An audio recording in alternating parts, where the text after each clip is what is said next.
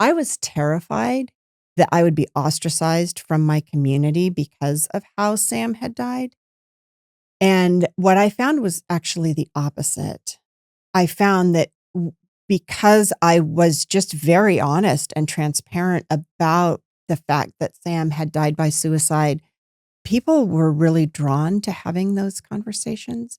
It is stunning to me how many people have a very close connection to having lost someone to suicide, but we don't talk about it. That's why it's stunning to me, even though now I know the statistics.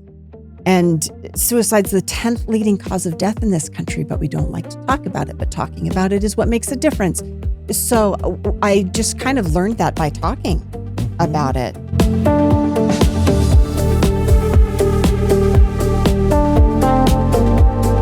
Well, everybody, welcome back to Success Rewritten. I'm your host, Emily LoMenzo Washcovick, and today's conversation is with author Charlotte Maya. I'm so honored to have her here today. This book alone is an amazing resource for anyone who's navigating loss, but it really is so special for the topic of suicide and suicide loss. For everyone listening today, we do have some other episodes that they can dig into, but I'm just so grateful that you wanted to share your journey and talk about it. And I'm excited for people to hear more about what this has looked like for you and how it can help people, whether they're struggling or they know someone in their life that they think is struggling. I'm just honored that you're here. So thank you for joining me. Well, thank you for hosting me because talking about suicide is the number one thing that helps. And so hosting this conversation is everything. I feel like we can just jump right in because that's how I felt when I read this book. I mean, I already knew that you had lost your husband, Sam, and I wasn't sure when I picked up the memoir. I'm like, where are we going to start? And it starts that first day. Can we just start there and have you tell us a little bit about Sam and then also this event that happened in 2007? Yeah. Sam and I had been married for 15 years. We met in law school, and Sam was funny and kind. He was the kind of dad who would leave work early to go to parent-teacher conferences. He coached the kids' Little League games, or their T-ball. I guess they were really little. They were T-ball games. And, he was kind and warm and funny. He was the guy who would sit in the back row and crack jokes just to the person next to him. He wasn't like the class clown in the big way. He was kind of subtle and sly and very funny. We were clipping along in what I thought was a beautiful little life. And I had taken the kids to soccer, and because they were 6 and 8, and Sam was really tired, and so he was going to stay home and take a nap. And when we got home later that day, Sam's car was missing from the front of the house, but there was a police car in front. And I thought that was weird. And when I pulled into the driveway, there was a policeman, a policewoman, and a priest standing in the driveway. And I knew that was not going to be good news. One of my kids once drew a picture of the day that his father died. And on one half of the page was blue sky and flowers and a little frog. And then he drew a line down the center of the page and just scribbled black on the opposite side of the page. And that is kind of what that day felt like. I think the thing that's so profound about your book is the ability to look back at what happened and talk about how it felt and what you knew but also didn't know. And I think unless someone has lost someone to suicide, they don't understand all of the questions and the searching and the seeking that you're going through when you experience a loss like that. How do you feel like that has helped you with sharing and navigating and understanding? Because it seems to me like that is just where you were driven, is like not like you were going to get all the answers, but like you were going to get into the feelings and the emotions. And maybe it was because you had your young boys. I mean, I'm trying to like ask this the perfect way, but You can ask it the imperfect I think way. I have to. Yeah. I think the question is, how did you reconcile what you were feeling in that moment? And then also Mhm. how you now talk about it in a way that honors that, but also has progress as a part of it. Because that's something about your storytelling to me is it never stays in the past. It honors what it was, but then it moves Yeah. forward. I feel like I want to answer this question in two parts. And one is sort of talking about what happened, and the other is talking about the craft of writing about what happened. There we go. Which is a different aspect. It is. So when the police came to let me know of Sam's suicide, they told me, we will tell the children that their father died, but you have to tell them how. And we recommend that you tell them the truth because you do not want them to find out from somebody else. And on a day when nothing made sense, that actually made sense to me. So I gathered the children in one chair. We fit in one chair then. And I told them that their father had taken his own life. And it's the hardest thing I've ever done. But I am grateful for that advice from those first responders because my kids know they can count on me for honest answers to really hard questions. And sometimes the honest answer is, I don't know. I'm the little one in the family now. They're 6'2" and 6'3". But that level of honesty and transparency really guided my journey forward. I was terrified that I would be ostracized from my community because of how Sam had died. And what I found was actually the opposite. I found that because I was just very honest and transparent about the fact that Sam had died by suicide, people were really drawn to having those conversations. It is stunning to me how many people have a very close connection to having lost someone to suicide, but we don't talk about it. That's why it's stunning to me, even though now I know the statistics. And suicide's the 10th leading cause of death in this country, but we don't like to talk about it. But talking about it is what makes a difference. So I just kind of learned that by talking about it. And it was incredible to me. Like Sam died on a Saturday, and I took the kids to school on Monday, and their teachers knew what happened. And I told the kids, last as long as you can and call me when you need to come home. So I dropped them each off. And then when I was leaving the elementary school, and there's this big lawn, and I was walking across, I started to walk across the lawn, and I was met with this wall of hugs, like just people I didn't know. And that to me sort of epitomizes what happened for me in this journey when I was very honest about what happened. Not all the parents at the elementary school were super excited that I told my children the truth. Yeah. To be fair. And then sometimes the kids would come home with these crazy stories about how their father had died. And again, I was able to just, they knew they could come to me for honest answers. They knew I would tell them the truth. And so that really informed my experience. And I didn't entirely set out to be a writer. There's a part of me that wanted to write. Before this happened, right? Before this happened. Yes. Right. And in fact, the kids were in first and third grades. And it was, as a mom, it was going to be the first time that both kids were in school for the same time every day. So that was kind of exciting. It's not a long time, just, 4 or 5 hours, but that's gold in mommy hours. Yeah. And so I knew I was going to write, but it's funny to me now, I can't for the life of me figure out what I thought I was going to write about. I think that's hysterical. This was not what I intended to write about. But as I was just really honest with people and sharing my story, people started telling me, you have to write the book. You have to write the book. You have to write the book. I was like, "Eesh, book's kind of a big deal." And several years after Sam had died, I thought, well, a book feels too daunting, but maybe I'll start with a blog. And so the title of the book, Sushi Tuesdays, comes from Tuesdays were my day for self-care. And sometimes I would go to yoga and I would go to therapy. And sometimes I would take myself out to lunch. And sometimes I would go to sushi. And the kids were little. They were 6 and 8. So they did not care about sushi. Yeah.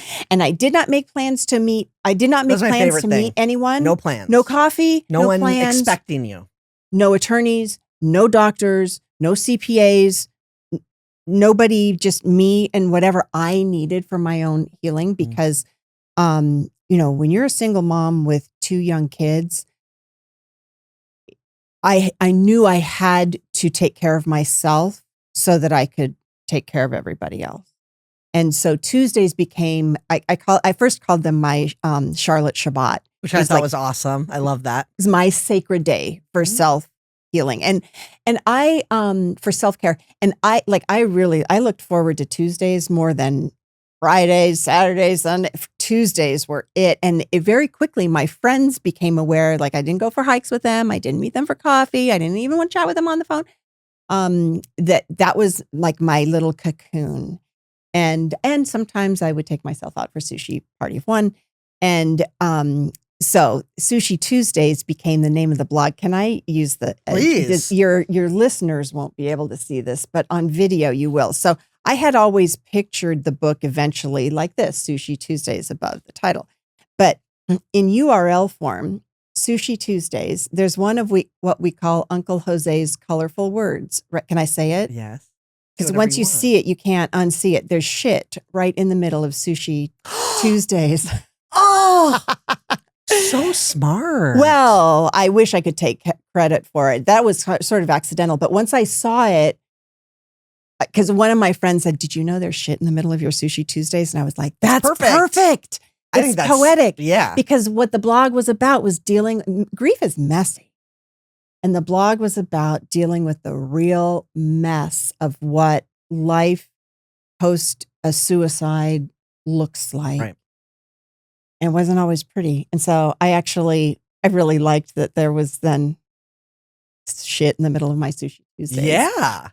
So that's where the title comes from, is Sushi Tuesdays. That was my day Your space for self-care. And so I started the blog, and after I would post on Tuesdays, and after several years, I printed out all the blog posts, and I had a big fat notebook worth of blog posts, but they didn't really tell a cohesive story because, different thoughts, different days. Different days. Yeah. And in the blog, for example, I could just say my friend, blah, blah, blah, blah, blah, blah. But in a book, that doesn't really make sense. You kind of have to know who the friend is. Maybe they have a name. Yeah. And if you had used everyone's name, I would have had a character web for myself that would have been so long. Well, yes, because like we were talking about community, one of the things that happened to me is there were so many people who reached out for help. And I think that everybody has their own sort of quality of light that they shine in this world. And a ton of people shined their light in my world in a way that just was incredible and helpful and healing. But I couldn't include everybody by name in the book. But I wanted readers to understand how many different ways you can help somebody in grief. And one of the ways is just showing up with that thing you do that you're really good at. I'll just read just a little bit. Yeah. When you multiply a family of 4 by one suicide, the ensuing calculus of grandparents, siblings, aunts, uncles, cousins, and in-laws requires an abacus, a consanguinity chart, and several religious texts. Add friends, neighbors, colleagues, community connections, and well-intentioned onlookers, and then it becomes downright unruly. It was amazing to me how people I didn't know well or even at all stepped up to help. Some had a unique skill or special access. Others had shared experiences, useful perspectives, or simply a broken heart. Everyone possessed their own quality of light that they shined in my world. These lovely people made cameo appearances and long-term commitments to the well-being of my sons and me in ways I could never have imagined. I am profoundly grateful. I won't name each individually, not because they aren't desperately dear to me, but because there were so many. In the interest of clarity, therefore, I will call them collectively the Janes.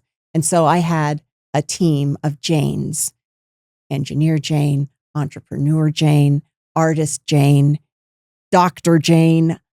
And so that is how, as a craft perspective, the craft of writing, I was able to incorporate all of these amazing people and moments into a book that then would make sense for readers. Well, and I never even thought about it as a way to give examples of how people can support. But as soon as you just said that, I'm like, oh yeah, I was interpreting different examples while I was reading that. And if you had called them by their individual name instead of naming them as a unique thing that gets added to something that they all identify as, that is such a great way to share the story, make it still centered around your experience, and give some educational guidance to your reader. Like, yes, it's not just here how my life was, it's actually here all of the different ways that people supported us, held us, so that you're aware of what that can look like. exactly. Something that I really thought was just, it's like an of course, but also, how would you know if you didn't live it? When you first were experiencing this loss, you had to put your sons first. I mean, what they were experiencing was truly the priority. Yes. And you were not grieving yourself from your own lens for a while because you were trying to prioritize what they needed in that moment of grief. Would you describe it that way or a little different? I think it is kind of like that, but there's also, like, grief is physical. Mm-hmm. I didn't sleep for 3 days. Dr. Jane, by the way, showed up on my doorstep with a prescription for Xanax. And that was the first time I slept in 3 days. And sleep is key to the healing process as well. So there's kind of two aspects. There's suicide prevention, which is so important, but there's also suicide postvention, because we will sometimes lose people we love and cannot live without to suicide. And it is helpful to have suicide is a very complicated death from which to continue to heal, because the person that you love and can't live without is also the person you are so pissed at. Like, I had a lot of feelings. And so to say that I don't feel like I put my grief on hold. Sometimes I had to kind of give it a back seat while I gave the children a front seat. But that's part of why it's so messy. And when you have 3 grieving people, and, I'm the adult in the room, so I had to, I guess I didn't have to, but it was important to me. It was very important to me that I was able to hold my children in all of their feelings. And sometimes they were enraged, and sometimes they were bereft, and sometimes they didn't want to think about it because they're 6 and 8 years old. And sometimes they would break big rocks into little rocks. And, I just tried to let them lead. They had very different needs, very different Yes. ways of processing the loss.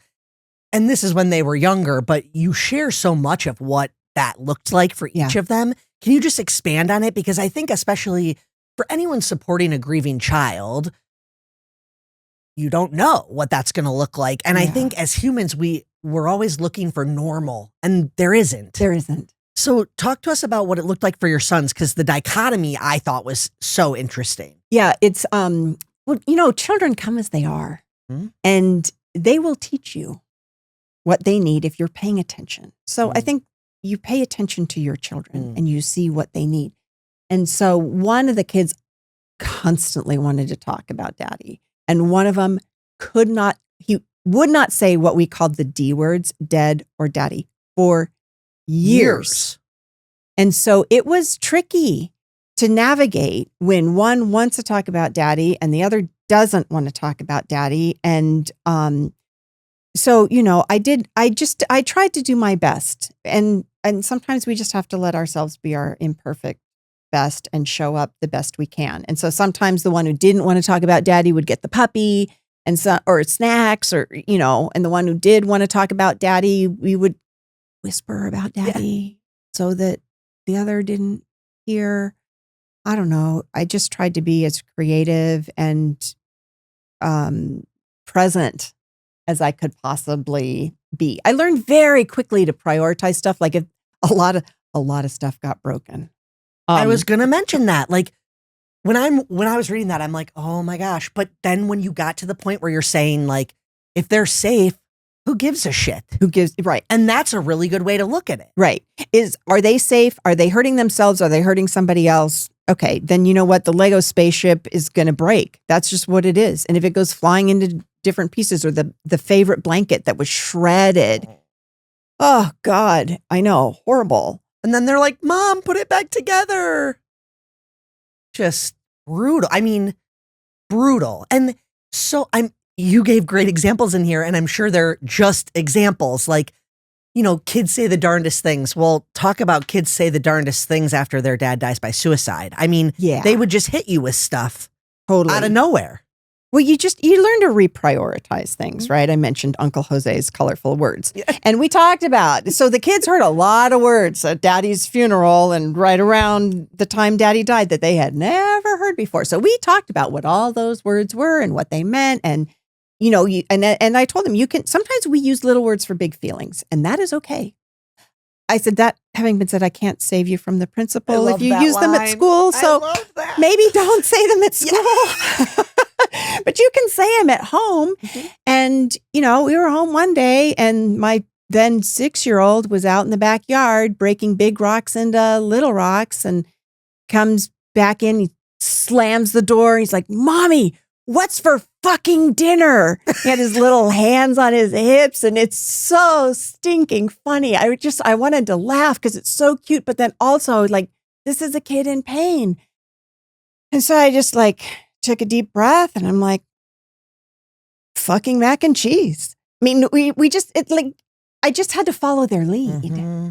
Mm-hmm. So, I'm the mother of the year. I mean, every time I'm like, God, she's just so good at pausing and addressing their needs. Pausing and addressing their needs. And that's like just mom city. I mean, the way that you emotionally regulated yourself before helping them, I mean, it's something that people struggle with even when they're not going through a tragedy, So to see that at work, you should be proud of yourself. I had a really good therapist. You had a whole slew of therapists on the payroll. Let's talk about that. I mean, God, it was like. We had his, hers, theirs, ours. We had all the therapists. But that helped so much. Just a common language between the three of you and your boys. Yeah. Something that I wanted to talk about is there's this after Sam passed, you were almost waiting to find out the why. Was there a woman? Mm-hmm. Did he lose our money some way? Can you take me back to that? Because I think obviously that's where so many brains go. Yeah. And then you're faced with that actually wasn't what was happening, which is great. Not like you wanted to find out about some mistress, but I really could have been pissed then though. Well, right. Yeah. And it would have been that's why, it would have solved the why of it all that we're so distracted by. Well, yeah, because it would have been nice to have somebody to blame that wasn't me. Right. Right. Although I did that too. I think that's one of the things that's so complicated about suicide. It's so I just took on a lot of that myself. I think that's pretty common. It's very hard to live with the unknown. And there's certainly a sense in which I'll never know. Right. Because the one person who might have access to those answers is now gone. I don't like living in the unknown. So it's very uncomfortable. Now I can look back and go, I'm glad that he hadn't, put all the chips on red. Right. I'm glad he hadn't had an affair. I'm desperately sad that he was in so much pain, physical and mental pain. I knew about the physical pain. I didn't understand the mental pain. I can look back now in retrospect and see things that can be signs. I knew he was struggling with something, but I didn't know what it was. I thought it was the back pain. I thought it was job stress. But if you have a job, you have job stress. If you don't have a job, then you really have job stress. I mean, it seemed like normal pain. Well, he didn't know. How could you know? He couldn't tell you, right? I mean, well, he didn't tell me. Could he have told me? I don't know. I guess I didn't think about that. That's one of the questions I don't. Right. I don't know. And I didn't ask. So, for example, one of the things, my training is as an attorney. Mm-hmm. And in one of the ironies of this situation, it was a trust and estate attorney. Mm. So I did all wills and trusts and probates. And so I read wills and trusts all the time, and I didn't really give it a second thought. Right. It's just like, to me, it's not that boring. And so he had, the night before he died, he had our will and trust out on the counter. And it didn't strike me as alarming because I had been thinking about revising it, because it said everything we have, blah, blah, blah, goes to Danny and any other children we might have in equal shares. Well, then we had Jason. Right. And so I wanted to revise our trust so that it included both children by name. So I assumed that he had it out on the counter for the same reason that I would have had it out on the counter, which is to look at it with an eye toward revising it. And Sam, by the way, we met in law school, so he was also a lawyer. So it didn't strike me as especially odd in context. Now I know that reviewing a will or trust or other document related to your death can be a red flag for suicidal behavior. But I didn't know that then. So sometimes people say, well, weren't there any signs? Now that I know what some of the signs are, yes, there were some of the signs. He had lost a little weight over the summer, but 5 pounds. Who doesn't want to lose 5 pounds, especially when you're in your 40s? Like, I don't know anybody who doesn't want to lose just a couple pounds. So there were things. The thing I hate about the were there signs is I feel like that puts the onus or the pressure on the family member. Like, the assumption of that question is, why didn't you save them? I hate to be blunt, but people they're not asking it with that in mind. But that's how I feel that. And I'm not even the one experiencing it, but it's like you're instantly, as the one who's still here, asked to explain. And it's like, no one explained it to me. So then you're trying to put things together, but it's so hard to say, like, you should have noticed. I agree with you. And also, we know, I feel like suicide literacy is something that we as a culture can do better. Mm-hmm. And in the same way that we know about nutrition and things that are good for us, and like smoking is bad for us, I think we can learn to be a little bit more suicide literate. And so it can be helpful to know some of those signs. Yes. But for me, they all sort of boil down to, is your person off? Do you feel like something is going on? And then it's okay to ask. Because what the research shows is that if you ask somebody if they are thinking about suicide, that doesn't plant the idea in their head that wasn't already there. What that does instead is it opens up a space for you to have a conversation. And that's what I hadn't done, that I wish I had done. Instead of assuming that he had it out, what if I had asked him? Because I didn't ask him. What if I had? Oh, hey, I was thinking about looking that. Why did you have it out? No, his job would have been to tell me. Right. So, I don't know. One of the things my therapist used to say all the time is you're 100% responsible for your 50%. You don't get to own his 50%. You just get to own your own 50%. And it turns out that's enough. It's a lot. It's a big job. It's a load. So, I don't know. I just think there are just a few things that we in general can do better that are very easy. And one is learning to ask. I love how you said about if they feel off. Like, you don't even maybe need to know what that off is, but it's different to you, and opening the door in a way that isn't like accusatory, but curious, I think. Exactly. And I mean, you could do the laundry list of these are some typical signs, but it's going to be different for different people based on what their baseline is or what normal looks like for them. Something that I found interesting in how you like share the story in hindsight is you don't really glaze over the fact that you are still mad sometimes. It doesn't mean you're always mad at Sam, but you're pissed. Can you talk about that? Yeah, I still have moments. I think I will always have moments. Most of them are related to when the children are suffering. Of course. So I wish I could tell you that the children don't still suffer. They do, because this is a lifelong journey. And they are going to think about it at every funeral they ever go to.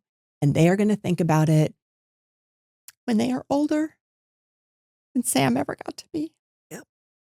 He was 41, which seemed young at the time and now seems crazy young. But it is a high risk demographic. 40s and 50s, especially for men, is a high risk demographic. They are going to think about it again when they have their own children. And they're never not going to think about it. And so when they struggle, those are the times when I am still mad. Yeah. And it doesn't last as long as it used to. It doesn't stick around for so long. Yeah. It's, I can find my sense of humor again pretty quickly.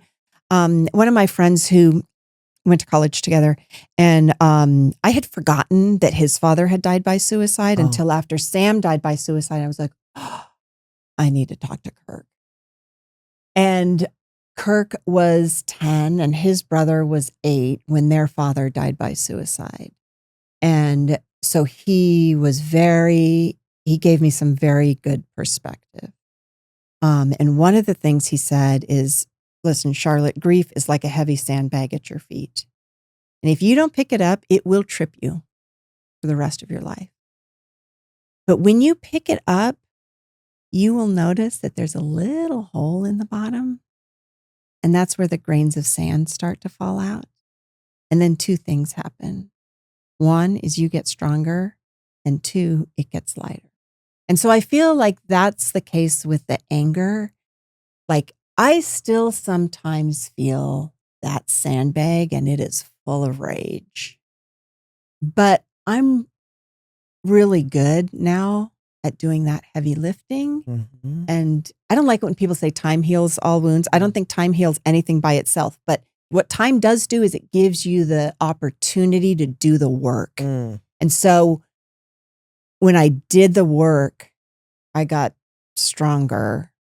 And so the anger will come. The sadness will come. It's been 19 years, and sometimes it feels like 19 years, and sometimes it feels like 19 minutes. Like, just that moment will be like breathtaking. So I think it's just about learning to do the work. I want to talk about love. I mean, I don't want to give away the book, but it does wrap so long ago that we can. I guess I want to start with the fact that you thought you were never going to, you had no interest in dating, but it is odd how many people just start like coming out of the woodwork. Like, oh, you don't have a husband anymore? Suddenly there's like all these single dads at school. Yeah. That wanted to meet for coffee. Gross. Except for none of them wanted to meet for coffee. Yeah, it was gross. It is gross. Come on. Well, when Sam died, we had been together for 17 years and we'd been married for 15. And I wanted more, but I was also grateful. I had been loved. I'd been loved for who I was. And I felt grateful. And it ended too soon. But, then I was a single mom with 2 little kids, so I was too busy for coffee or anything else. I had no intention of falling in love again. But one of the kids one of the kids had said, Mommy, I need you to get married again because I need a stepdaddy because I'm too little to be the man of the house.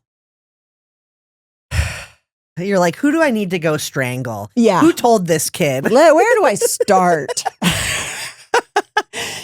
You're not the man of the house. You're the 8-year-old of the house. Your job is 3rd grade. Do your homework. Play dates. Maybe brush your teeth. Yeah. Personal hygiene. It's real. And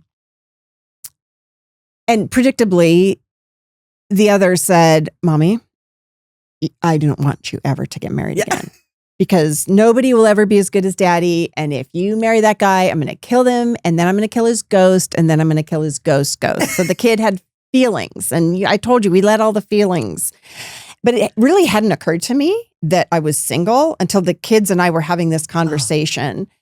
And what I said to them then, and which is still true very much to me today, is listen, there's a daddy-shaped space in your heart that will be there forever. No one is ever going to take over that space because nobody else fits. But the thing about love is that if we do meet somebody special, there will be a new place just for him. And doesn't take over the daddy space. It will be its own thing. And I wanted to hold that for the children. But meanwhile, in the back of my head, I'm like, that's not going to happen. Yeah. I guess the short story is a friend of mine set us up. She was a really good friend. She continues to be a really good friend. And she knew this guy and his wife had died from colon cancer and he'd had 2 kids. And she'd be like, he's just a nice guy. I'm like, do not give him my number. I'm sure he's just a nice guy, whatever. Yeah. And she's like, oh yeah. She played it real cool. And around Mother's Day, so Sam died in October, and Mother's Day the next year, 2008, was the first day I didn't cry. And I was having a really good day. All about me. My parents spoiled me, and my kids spoiled me. I did not cry until I thought about this man I did not know. And his 2 kids on their first Mother's Day without mom. And I just started weeping. And I sent my friend a note, said, listen, tell your friend Tim that I imagine Mother's Day completely sucks and there are people who care. And she tags back, okay if I give him your number? And so clearly I wasn't thinking straight because I said yes. A couple days later, I'm standing on the back steps of the dojo because the kids are taking karate. Yeah. And they're doing their final bows or whatever. And the phone rings and it's a Pasadena area code. And I think it might be work. So I answer. And this very nice voice says, hi, it's Tim Stratz. Am I calling at an okay time? And I said, no. I love that. I was reading that on the plane. I just started cracking up. I'm like, of course. She's like, nope, it's not good. Not a good time. I said, can you call me later? And he said, no. Yeah, which I also loved. He's like, I have a life too, lady. And 2 kids. Yeah. Single dad, 2 kids. And so I said, well, I don't sleep that much, so you can call late if you want. And so I thought, oh, phew, dodged that bullet. Mm-hmm. But the nice guy did call, and we talked for an hour. And it turns out he was a nice guy. And he said, well, do you want to meet for lunch? And I said, okay.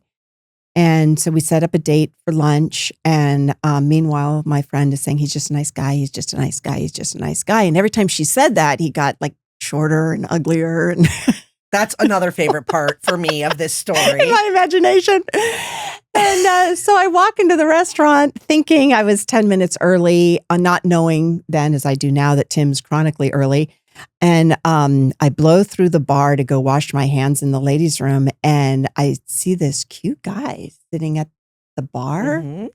And like the thought bubble above my head is, he's cute. I wonder where Tim is.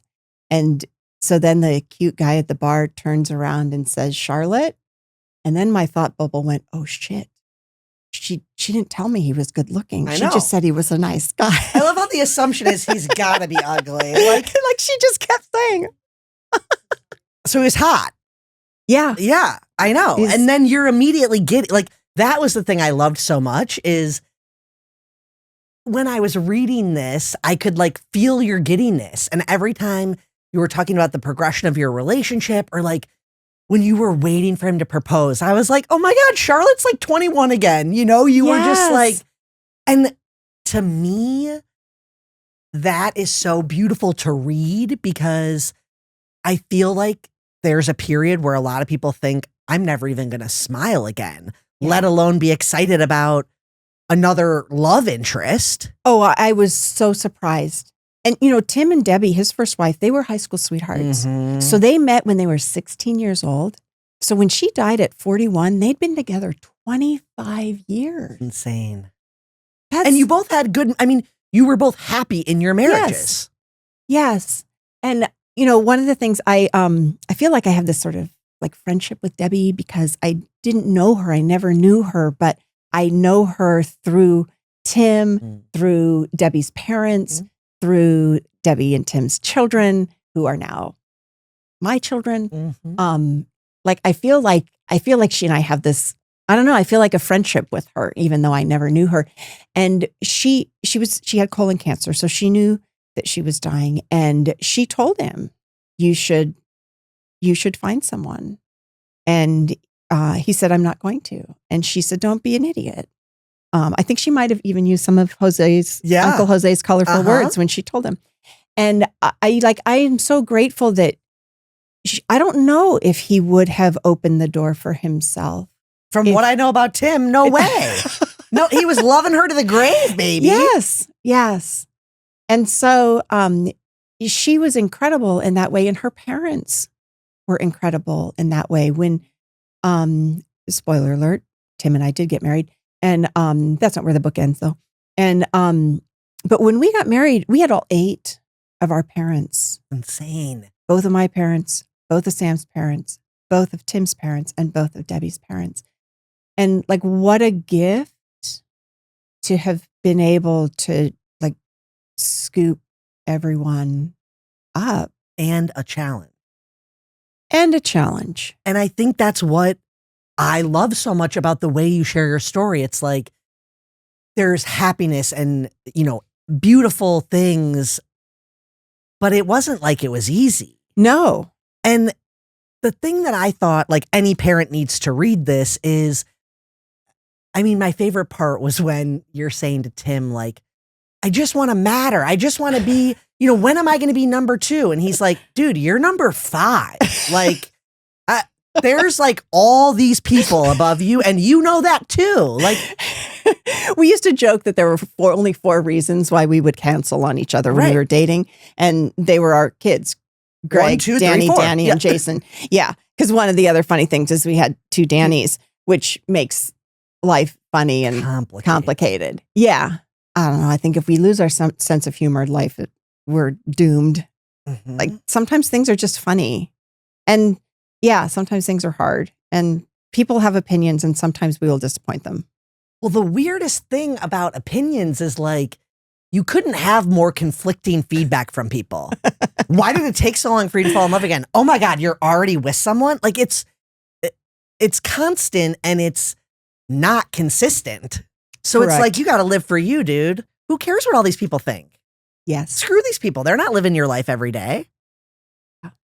But I did think that there was this really important balance between honoring your children, honoring your families before they merged. And there was this point where you and Tim wanted to go at different paces. And shocker, a therapist helped navigate through that. And I just want, if you can share like what your lesson was from that, because when I read that part of the book, it was still about taking care of and considering the kids, but not only considering the kids. Yeah. And I think that's a permission slip a lot of people might need. Yeah. Well, we needed it because we did. Well, when you're a parent, you put the kids first, right?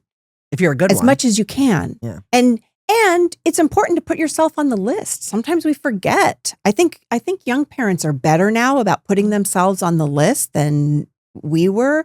And it's important because if you're not on the list, you can't continue to support them. That's the whole shtick for Sushi Tuesdays was being able to support myself so that I could support them as well.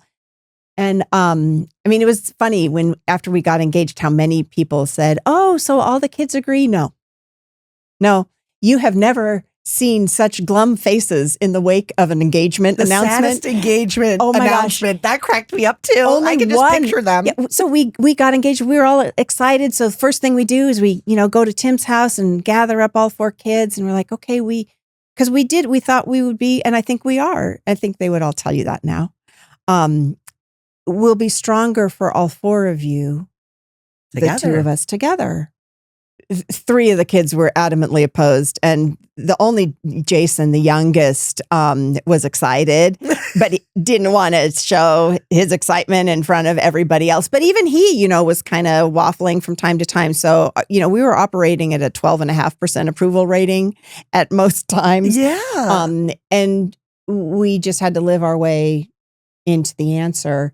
And the therapist at the time, our oldest was about to start his senior year in high school. And so the therapist encouraged us to get married because then our oldest would have a visceral understanding of what the home life was. Because even when they go off to college or do their next thing, the home is still provides a sturdiness and a structure for them. And he was always very sort of kind and neutral. He's like, she's a nice lady, Dad, but just do whatever you're going to do after I go away. And the therapist said, once he let him experience what it is so that he will know that he has a home to come home to and he's very much a part of the family. In its new configuration. And yeah, it's not what anyone thought it was going to be, but it's pretty good. Yeah. And we joke that we don't keep the skeletons in the closets. They're like Sam and Debbie's pictures are up on the piano and above the fireplace. And I mean, they're how we got here. Mm-hmm. It's so beautiful to be able to honor them in your current relationship. And I think it's a part of the healing process. Like, I truly believe that because you speak about them and involve them and honor them, it is a better path forward for everyone. There isn't a right way to grieve, but I do think continuing to love them openly is a good starting point. Absolutely. One of the kids, the Danny I didn't give birth to, it's like sort of the child of my heart. When he really needed me, he would talk about Debbie. And so that was the hook when he was talking about his mother. And so I would just listen and he would tell me about his mother. And that was what he needed from me. You kept showing up even when those kids were like GTFO. Yeah, they did. Mm-hmm. And the most visceral part that I pictured was when the older one comes home and he's like, "You told my grandma she's never going to see me again." Just talk people through that experience, because I was reading it and I was like, oh, they're screwed. Like, she's going to want to wring this kid's neck and never give him another. I mean, you're your own human processing the emotion of these little people throwing things at you with vitriol, but you kept showing up and giving an opportunity for a good relationship and not holding them accountable for their emotions and their feelings. Well, conflict is hard. And I think it's important to be able to like hold this space. So when the kids are little, it looks like breaking Legos. And when they're bigger, it sounds like you told my grandma that she would never see me again. And it was hard. Navigating the holidays was hard because we had 4 families worth of traditions. We had Christmas Eve, Christmas morning, Christmas dinner, and thank God we had one night of Hanukkah because I don't know what we would have done otherwise. Gosh. And the thing that I remember feeling in that particular moment that you mentioned was very protective of him. Because it's one thing when children act like children, it's another thing when grown-ups act like children. And put them in the middle. And so it was hard. My now husband, then husband Tim, and his father were sitting in the living room hearing this shouting happening in the kitchen. And kudos to them for staying seated. Big time. Because that's hard. But they got to let you figure it out, because if dad comes in every time. And so, we did our dance together. And what it came down to is Danny knows me. I hadn't said what somebody had said I had said. And so it comes back to like, you know who I am. You know how I show up. You know that I love you. I am still here. I'm not going anywhere. And a lot of it is, all of these kids were abandoned. Right. Through no fault of their own. And so those feelings of abandonment are real. And this is why therapy is so helpful, because, when the therapist can say to me, Charlotte, it really has nothing to do with you. It has very little to do with you. You're just the grown up in the room. Sorry. Right? But how freeing. Like, okay, teach me how to be the grown up in the room, because I would kind of like to be the kid in the room sometimes. I have a fit of my own I'd like to throw. But understanding where that emotion is coming from and being able to say to him, if not in words, at least in actions, I'm not going anywhere. Mm-hmm. You can be mad and I'm still not leaving. Mm-hmm. I'm here and I love you. Period. Yep. Your kids are grown-ups now. Yeah. That's Like baffling. grown up.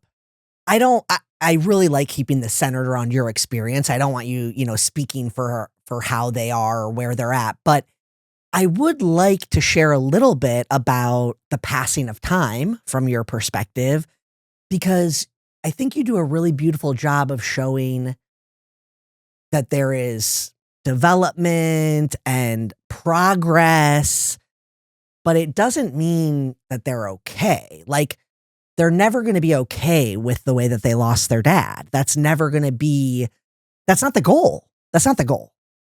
What can you share about what is working, or what has been like a grounding force for you all as time has passed?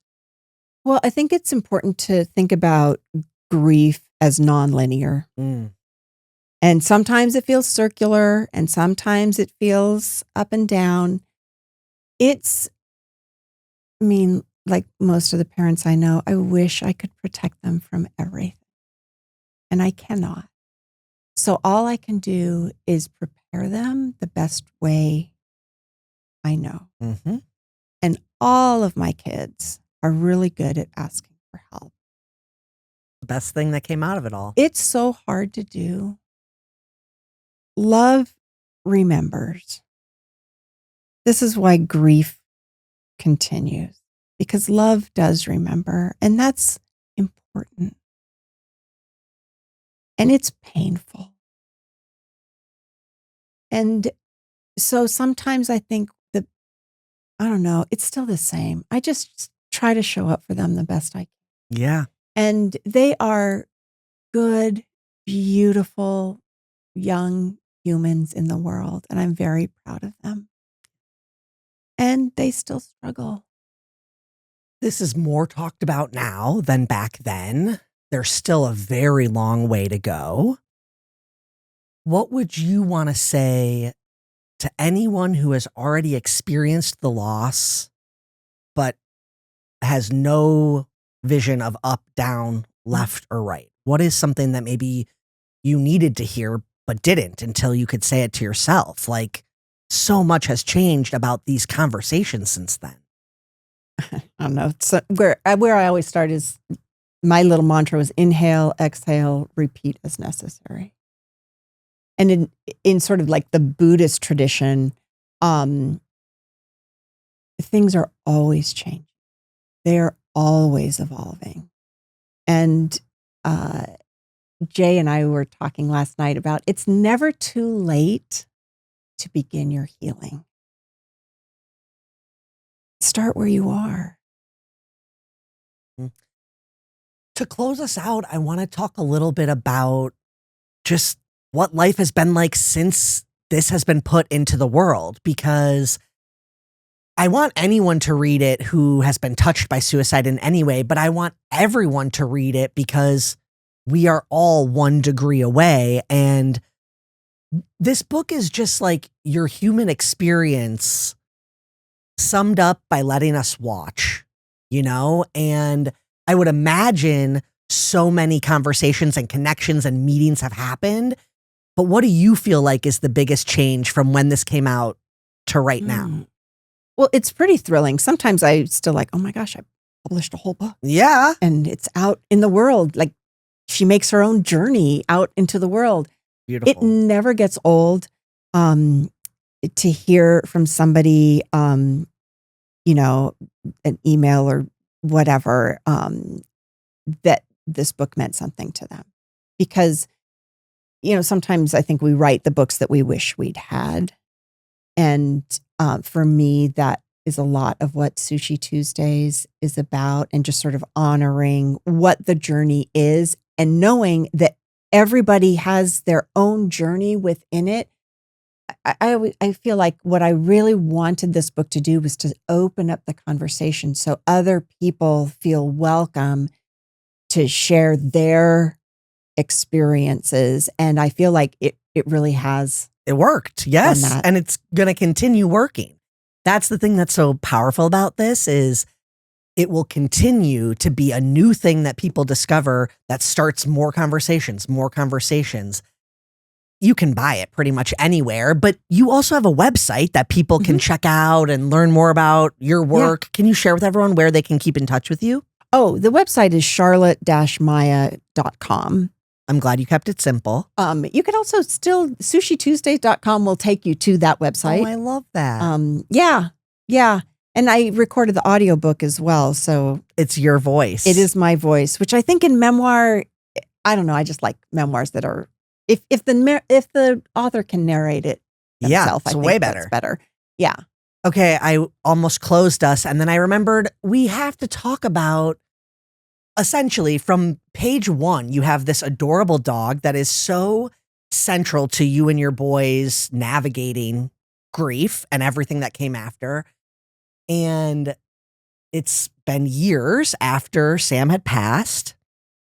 Your dog was kind of acting funny one morning, but he was like a young spry, even though he was old. He was like, young and energetic. And you went out for a run and came back and he was gone. And that was the first time you said that you had that physical, visceral, like moaning, sobbing, just you finally felt like you were releasing what you had never released for Sam. Yeah. Oh, well, first of all, I was alone in the house. Yeah. And you had the space. Yeah. And Parker wasn't that old. He was 9. But he was a breed that has heart issues. And so we knew he was struggling. In fact, I had a vet appointment for him. And Jay talked about the wail his father, the noise his father made in that deep grief. And I feel like it was like all the griefs. It was finally a space where I could just let all the griefs out. And there was a moment at first I thought, oh, I need to call someone. And almost immediately I was like, I just need to let all of this out. And when I was recording the audiobook, there were 2 places where I had to re-record multiple times. And that was the hardest one to get through for this like dog. But it kind of, I feel like sometimes grief resonates in a specific key. Yeah. And Parker's death just touched on that key in a way that allowed me to just let all of that grief come through and out. But sometimes we just don't know like what grenades are hiding in a drawer somewhere, right? You open up a drawer and there's a card from somebody, right. and it's like you're right there in that fresh grief. But there's something about our pets that just allows us to be more vulnerable and tender. when I read that, what I thought was like, you can't make yourself grieve in that physical way, but giving yourself permission to do it Yes. can sometimes open that up. And my friend I was telling you about who had that delayed experience herself, she lost her mom. And then it was like 2 years later, her wallet was stolen. And that was when she felt like she finally let it all out. And since then, she has proactively used that knowledge to grieve in different ways. You know, she lost a friend, and collectively with a group of friends, when they went to honor her and everything, she said, I would love if we could all stand here and just scream. And they just screamed into Lake Michigan. And, you know, she said, not only have I never done that, like I'm just going to go yell, but I'd never done it with people. And she said it felt so good. And I was just grateful that you shared that, because it's okay if it's delayed. You can't force it, but at the same time, you can try those types of things if that feels like that would feel good. Like going to a rage room and bashing a bunch of stuff. Like, you have to be okay with grieving in ways that don't feel normal, whatever the hell normal is. Yeah, there's no checklist. No. Like the stages of grief, that's a mess. They all blow in like a storm. They don't there's not an outline. I mean, wouldn't it be nice? Check. No, that's not how it works. Right? Yeah. And I don't think they're just 5 stages either. No. Right? But denial shows up when you're least expecting it, and acceptance comes when it comes. Yeah. Well, I am so glad that you're sharing, and, you know, the progress that has been made around mental health knowledge is because of people sharing personal firsthand experiences. And I just feel hopeful for where we're going, the direction we're going in. And talking about suicide is so hard. And I want to say thank you for sharing your pain in a way that's helping so many people. Well, I want to thank you for hosting this conversation, because it makes such a big difference. So thank you. Thank you. Anything, final thoughts that you want to share, or anything I didn't give you a chance to? The only thought that's sort of coming to me is that life is a team sport, right? We're not supposed to do this alone. And so I think your work really shows that. It's an example of, you know, life being a team project. And so thanks for being on the team with me. Thank you. And anyone listening to this, please go listen to our conversation with you and Jay. It's so powerful to me to hear people who have lived through something and can tell you different perspectives, different feelings. And that's what we were able to do today. And I'm just so grateful for both of you sharing, having space for each other, and being honest about what it looks like for you. Well, again, thank you very much. Everyone, go read Sushi Tuesdays. I mean, honestly, if you just like memoirs, this is a good one. It doesn't have to be reading it for that, but the fact that we're having the conversation is amazing. So thank you.